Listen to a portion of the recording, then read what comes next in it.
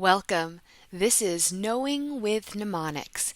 In this video, we will explore a variety of ways that you can use clues to help remember what you have learned. What are mnemonics? Let's begin by defining what we mean by this tricky to spell word, mnemonics. Mnemonics are clues of any kind that help us remember something.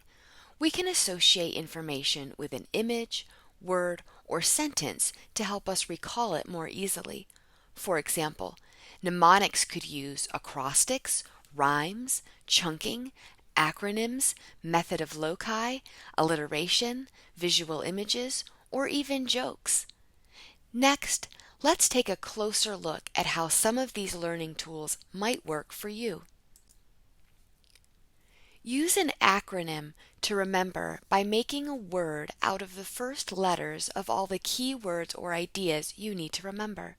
For example, instead of trying to remember a list of the 5 Great Lakes, you can memorize the acronym HOMES. This will trigger your memory to list each lake that begins with those letters: Huron, Ontario, Michigan, Erie, and Superior. If you need to remember the Great Lakes in order of their size, an acrostic might be helpful. To create an acrostic, make a sentence using the first letter of each word to represent what you want to remember. For example, Sam's horse must eat oats equals Superior, Huron, Michigan, Erie, Ontario. One of my favorite acrostics is for remembering the notes on the lines of the bass clef staff. Good burritos don't fall apart. This helps me remember the notes G, B, D, F, and A. Can you come up with a sentence to help you remember a concept for your next exam? Rhymes can be a fun way to remember a key concept, and some of these classics may ring familiar, like I before E except after C, 30 days hath September, April, June, and November, or in the year of 1492 Columbus sailed the ocean blue. When faced with a tricky new concept that you need to be able to recall on demand, see if you can create a rhyme. Alliterative mnemonic devices use a repeated sound or syllable to group related concepts together. Studies show that alliteration has an incredible power to help us remember chunks of information. Use this power to your benefit by creating helpful alliterative mnemonics that allow you to remember related concepts through a repeated sound. For example, if you are trying to memorize what it takes to make sure your writing is effective, remember the 4 C's: clear, concise, complete, and correct. Another way to jog your memory is to associate a visual image with whatever it is you need to remember. For instance, you might remember that a Bactrian camel has 2 humps and a dromedary camel has 1 if you picture their backs as the letters of their names, B for 2 humps and D for 1.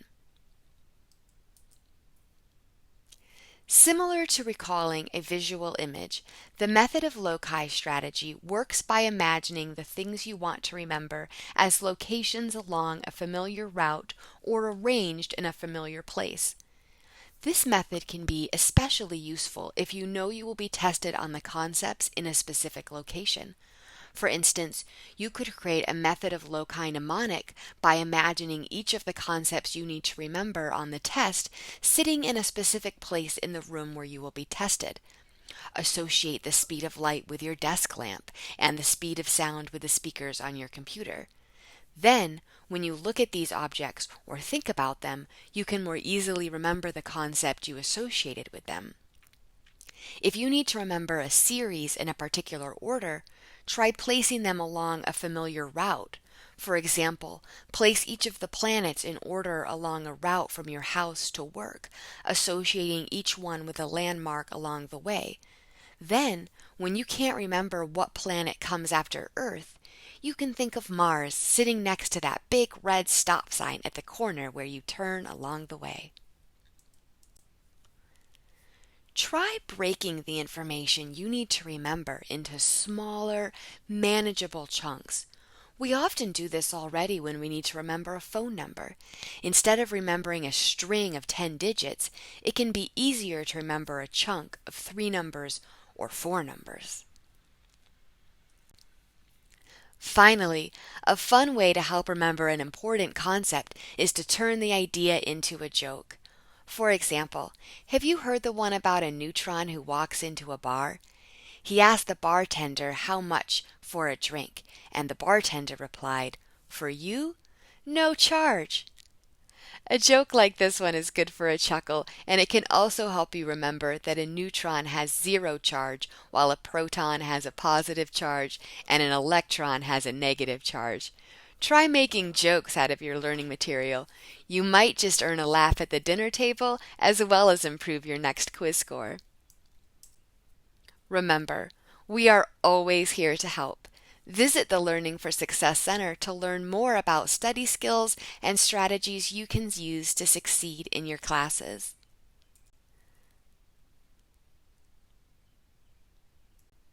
Thank you for spending a few minutes with us today learning about mnemonic devices. We hope these strategies will help you remember what you have learned, and we'll be looking forward to seeing you in the Learning for Success Center soon.